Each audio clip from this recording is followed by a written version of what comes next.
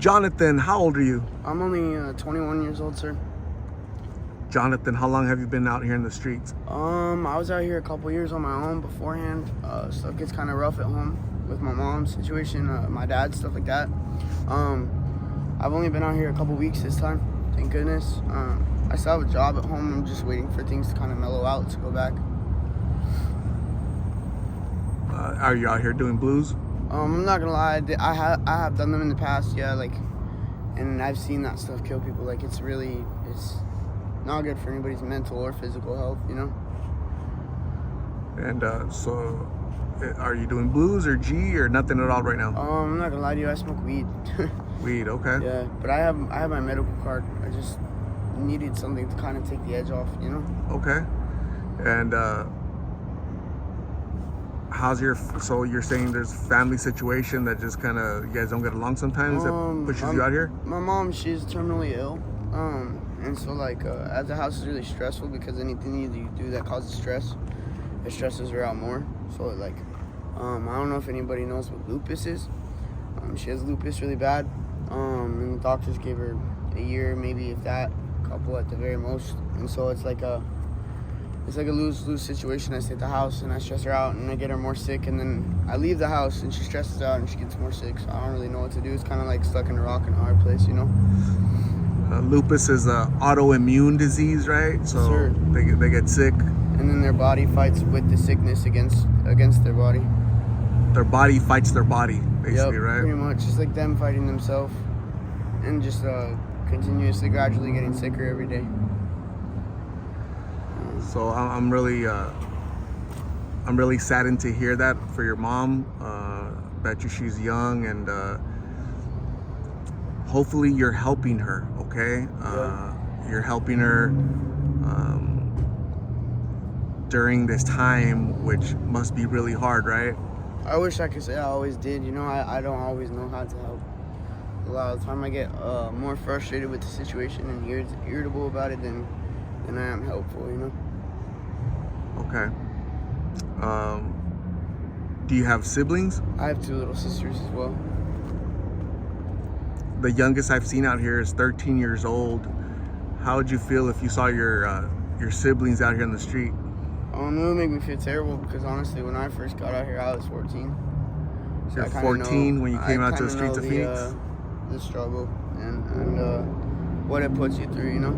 Like, it gets really rough. Not a lot of people actually really care about your well-being.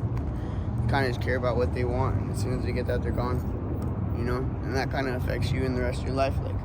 Like at home, I still have a hard time understanding that. Like, at home, people actually do care about me. It's not just like what they want. They actually care for me, not just me getting done what they need done or what they want done. So it definitely portrays on the rest of your life, that's for sure. So what does your future look like, John? What do you want it to look like? I want it to look like basically just me, you know, succeeding, winning, you know, finally getting to the top and being able to stick there. Just having a job, being able to hold it and support my family. Maybe, I guess, sometimes take a little bit of the weight off my family's shoulders and put it on mine so we can all bear that weight together. But as of right now, I know I'm not really doing that. Why? Because, I mean, look at me. I'm out here, you know. I'm kind of just running at the moment because I don't know what to do. Like my dad, he's not really scared of anything, you know.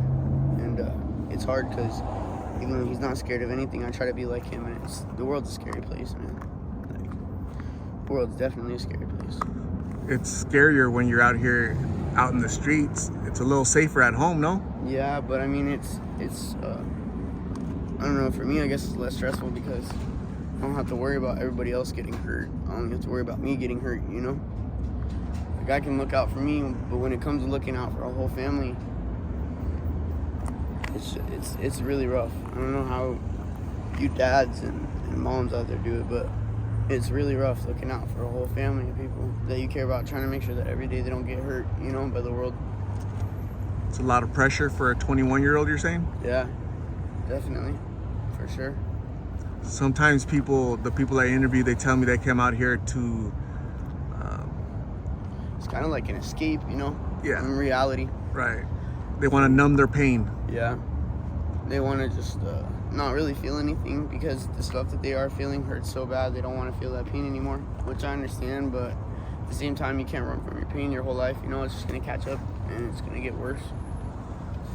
And depending on how long you run from it, it's just going to be so bad at one point you really can't take it anymore, you know? And you're just going to take it to that last straw or that last string, and I don't encourage anybody to do that. I definitely encourage everybody to go and seek shelter and help, and if you have to, you know, go inpatient, outpatient, whatever, therapy, because it's a lot to deal with on your own. When you were younger, do you have any hopes and dreams of when you became an adult that you wanted to do? I wanted to be an astrologist. I wanted to study the stars. My little sister's actually really into that right now too, which makes me pretty happy when I go home. You know, I see all the little light up stars, glow in the dark stars on her ceiling with all the planets and stuff. You know, I had a real interest in that. But like I said, when I turned 14, a bunch of stuff happened, and I kind of just lost a lot of motivation. I lost a lot of. My mom always told me to keep faith, but there was a time where I lost my faith, you know. And it's hard when you don't have any faith, trying to run in the world with you either pee with the puppies or you roll with the hounds, you know, in the world. And well, in order to be a man, you got to roll with the hounds. You know, you got to take the punches and roll with them. So that's what I'm trying to do right now.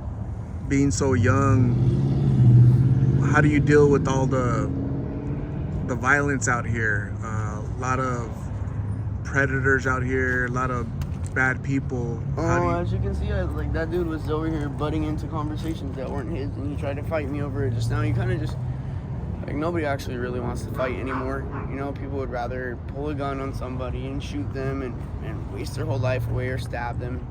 Nobody out here really wants to fight anymore. It's just because they feel threatened, because they've been hurt out here too, you know? So that's kind of like their first thing they go to is violence.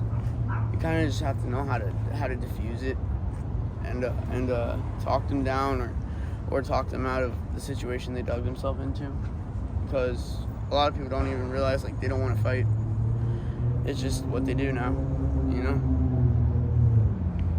Everybody's on the edge out here, you know, right? The police, the businesses, other people taking their stuff, right? That's what I hear a lot. They're all pushing themselves to the last straw, you know? And I guess one day everybody's last straw finally breaks, you know? So, how long will you be here today? Like, what are your plans for today, for tonight? I'm gonna find somewhere to crash. Kind of just try and stay warm. It's been really cold lately. Get some food in my stomach. Make sure I have bus passes for the morning. Stuff like that. For the bus to go where? Just to look around for jobs, you know. Like even though I'm out here, I haven't lost like my complete sense of hope or faith now. Like I know I have to keep going in some sort of right direction, no matter what. I always have to keep trying, because you can't just sit around and expect stuff to come to you. That will never happen. You have to go out and get it in life. John, I'm gonna say thank you very much for talking to me. I appreciate you having the courage to share your story. Please go home soon and try to, you know, live a better life with your family. You know, lift each other up. You know, especially with your mom, you know, having lupus and the news that you guys received, right? It's really sad, right? She's one of the strongest ladies I know, you know, one of the only strongest ladies I know in my life. Keep praying for her, keep the faith, try to help her as much as you can. I'm gonna hand you my card with my number on it, in case you ever want to talk or you need a ride somewhere. I'm also going to give you a donated blessing bag from one of my subscribers, a friend of mine. Her name is Shorty, okay?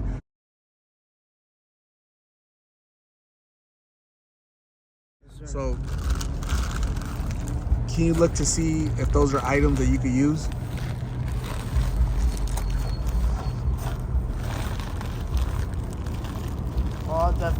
Yes, sir. Wipes to stay clean and a blanket and stuff. Yes, sir. I'll definitely use this. Okay, what else is in there? Like a sweater? Soap, some hygiene wipes, a blanket, I believe beanies, gloves, and socks. And yeah, a sweater, I believe. Okay, a little sweater to keep you warm. There's also a little letter, okay? Can you crack open that letter, little letter that she wrote for you? Yes, sir. It says, you are my thoughts and prayers on the front.